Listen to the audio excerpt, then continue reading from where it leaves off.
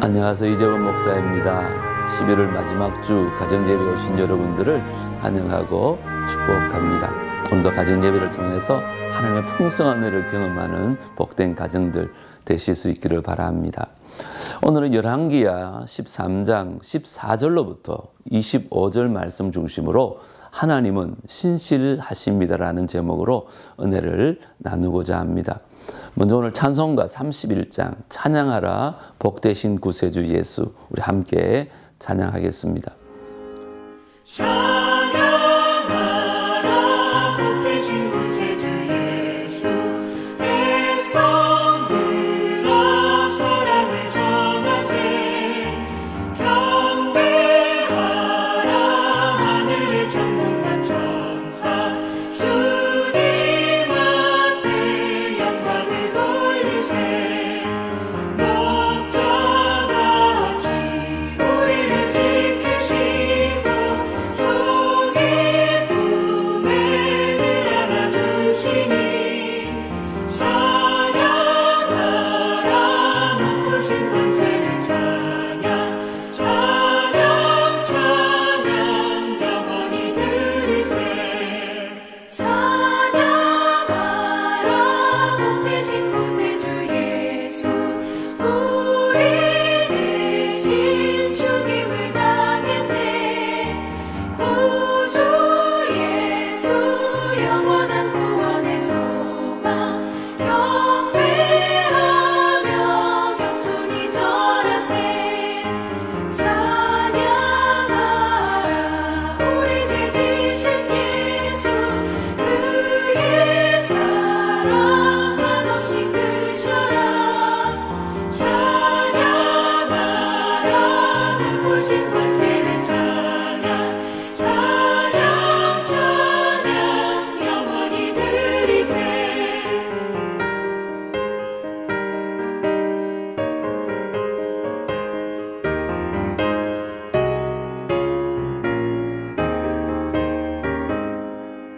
찬양하라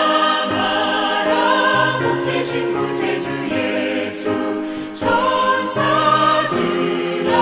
즐겁게 찬양해.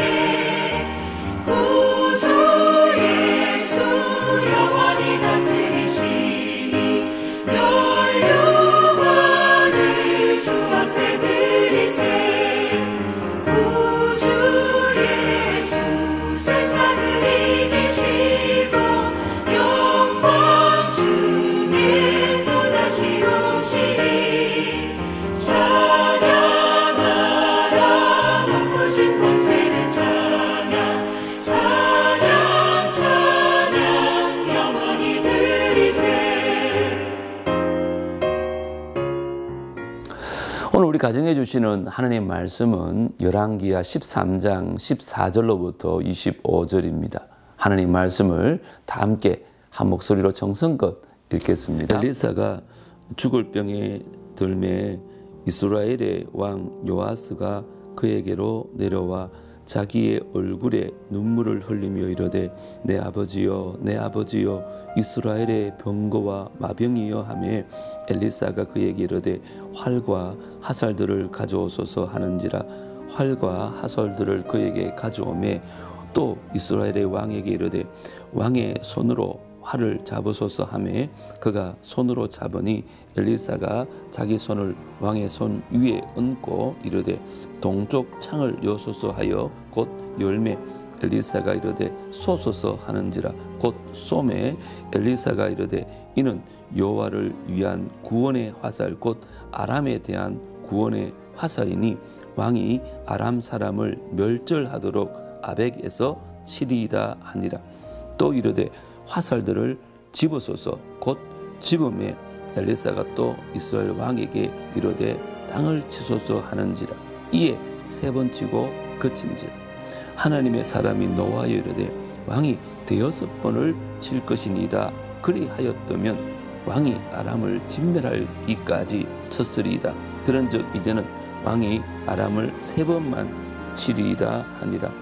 엘리사가 죽으니 그를 장사하였고, 해가 바뀌매 모압 도적 떼들이 그 땅에 온지라. 마침 사람을 장사하는 자들이 그 도적대를 보고 그의 시체를 엘리사의 묘실에 던지매 시체가 엘리사의 뼈에 닿자 곧 회생하여 일어섰더라. 요야하스가 왕의 시대에 아람 왕 하사엘이 항상 이스라엘을 학대하였으나 여호와께서 아브라함과 이삭과 야곱과 더불어 세우신 언약 때문에 이스라엘에게 은혜를 베풀며 그들을 불쌍히 여기시며 돌보사 멸하기를 절겨하지 아니하시고 이때까지 자기 앞에서 쫓아내지 아니하셨더라. 아람의 왕 하사엘이 죽고 그의 아들 벤하닷이 대신하여 왕이 되매 아하스의 아들 요아스가 하사엘의 아들 벳하단의 손에서 성읍을 다시 빼앗으니 이 성읍들은 자기 부친 요아스가 전쟁 중에 빼앗겼던 것이라. 요아스가 벳하단을 3번 쳐서 무찌르고 이스라엘 성읍들을 회복하였더라. 아멘. 요아스 왕이 이제 통치하던 시대에 엘리사가 병들어 죽게 되었습니다. 이 소식을 들은 요아스가 그를 찾아옵니다. 왕은 엘리사 앞에서 눈물을 흘리며 내 아버지여 내 아버지여 이스라엘의 병거와 마병이여 라고 외칩니다. 요아스의 외침은 엘리사가 엘리야를 떠나보낼 때 했던 외침과 비슷합니다. 그만큼 요아스는 엘리사를 의지했습니다. 요아스가 집권할 당시 국력이 약해 이스라엘이 위기에 처할 때마다 엘리사가 기적적으로 나라를 구했기 때문입니다. 요아스에게 엘리사는 이스라엘의 병거와 마병 같은 존재였고 자신을 든든히 지켜주는 존재였습니다.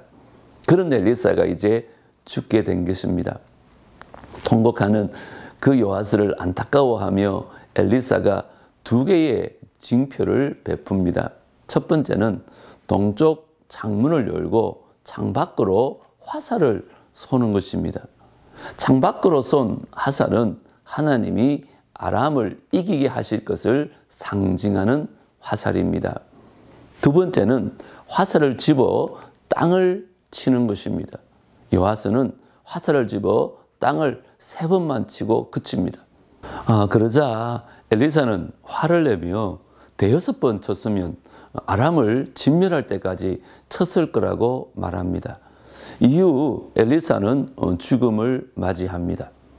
엘리사가 죽었음에도 하나님은 아브라함, 이삭, 야곱과 맺은 언약 때문에 이스라엘에 은혜를 베푸십니다.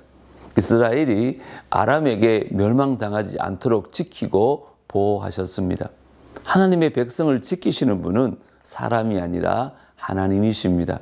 하나님은 자신의 백성을 저버리거나 쫓아내지 않으시고 반드시 지키십니다. 이제 말씀 관찰 시간입니다. 요아스가 엘리사를 병문안 갔을 때 엘리사는 요아스에게 무엇을 하라고 했나요? 화살을 쏘고 또 화살로 땅을 치라고 합니다. 엘리사가 죽을 병에 걸리자 북이스라엘 왕 요아스가 찾아와 울부짖습니다. 엘리사는 북이스라엘에게 영적 지도자 이상의 존재였습니다. 당시 북이스라엘은 아람의 공격으로 큰 위기에 직면한 상황이었습니다. 이런 상황에서 하나님의 사람 엘리사의 부재는 요아스를 크게 불안하게 할 수밖에 없었던 것입니다. 죽음을 앞에 둔 그 상황에서도 엘리사는 자신에게 주어진 사명을 신실하게 감당합니다. 엘리사는 요아스에게 화살을 쏘고 화살로 땅을 치라고 합니다. 이 행위는 아람과의 전쟁에서 북이스라엘의 승리에 대한 예표입니다. 이를 통해 하나님이 북이스라엘과 함께 하실 것이라는 확신을 요아스에게 전합니다. 두 번째는요, 이스라엘 왕 요아스가 죄악을 저질렀을 때에도 하나님이 이스라엘을 보호하신 이유는 무엇인가요? 23절에 보시면 이 아브라함과 이삭과 야곱과 더불어 맺은 언약을 기억하셨기 때문이라고 합니다. 북이스라엘 왕 여호야스는 여로보암과 같은 죄를 지었습니다. 하나님은 이 죄를 심판하시기 위해 아람 왕 하사엘과 그의 아들 벳하랍을 사용했습니다.